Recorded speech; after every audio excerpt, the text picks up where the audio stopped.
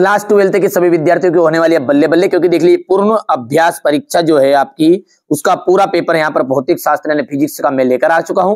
यहां से देखिए फटाफट स्क्रीनशॉट भी लेते चलिएगा और थोड़ा समझते भी चलिएगा, क्योंकि इसमें से 20 से 30 नंबर का आपका वार्षिक पेपर में आने वाला है। वायु का परिवैद्युतांक है तो 1 होता है वायु का परिवैद्युतांक। एक तार का विशिष्ट प्रतिरोध निर्भर होता है पदार्थ पर। वृत्तीय धारावाही लूप के कारण उत्पन्न चुंबकीय क्षेत्र की जो दिशा होगी वो लूप के तल के लंबवत होगी। आपको पूरा सॉल्यूशन दूंगा मैं ना, आपको बिल्कुल घबराना नहीं है।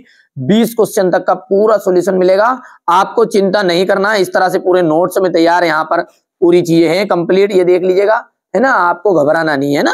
चलिए तो ये आगे बढ़ते हैं। लेंज का जो नियम है वो किस पर आधारित है? तो लेंज का नियम है ऊर्जा संरक्षण के नियम पर।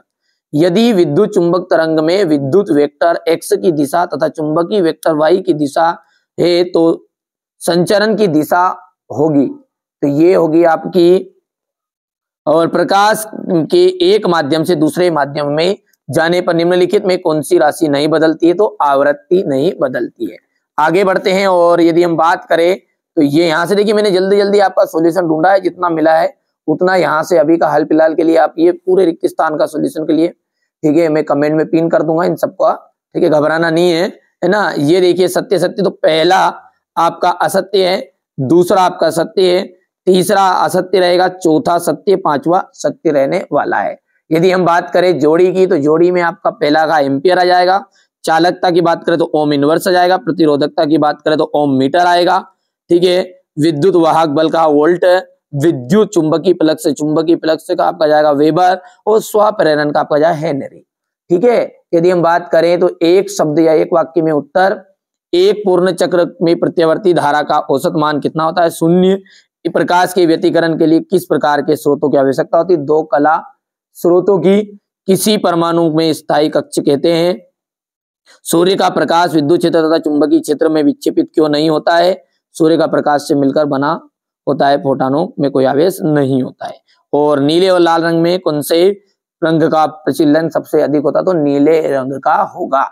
यहां से आप देख सकते हैं। और यदि हम बात करें आगे की तो ये आपका क्वेश्चन नंबर 6, पहले यहां से आप बढ़िया से स्क्रीनशॉट ले लो। अभी आपको नहीं मिला पेपर तो आने वाले समय मिलेगा 1-2 दिन में ही, ठीक है। ये आपका अभ्यास पेपर है,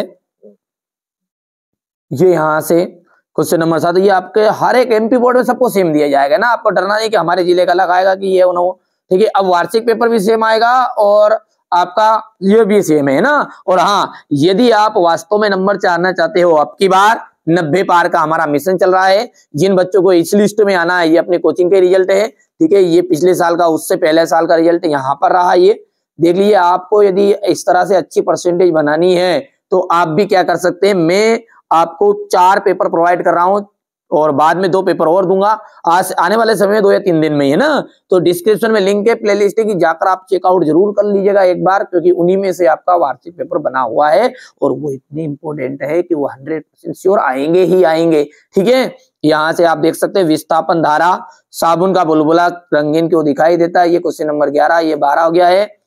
ये क्वेश्चन नंबर आपका 13 है, 14, 15, 16, ये पीएन संधि डायोड और ये लेंस निर्माता सूत्र हो गया। क्वेश्चन नंबर 18 के बाद में ये बात अपन करें तो क्वेश्चन नंबर ये 19, यहां से देख सकते हैं। ये क्वेश्चन नंबर आपका 20, ठीक है भैया। तो ये मैंने आपको है ना क्लास 12 का, ठीक है, ये पेपर बता दिया है। अब रही बात इसके सॉल्यूशन की, तो देखिए कुछ इस तरह से बच्चों के द्वारा मैं लिखवा रहा हूं सॉल्यूशन। ये देख लीजिएगा, सारी चीजें है ना, ये आपको भी मिल जाएगा आपका फिजिक्स का, क्योंकि थोड़ा सा समय लगेगा।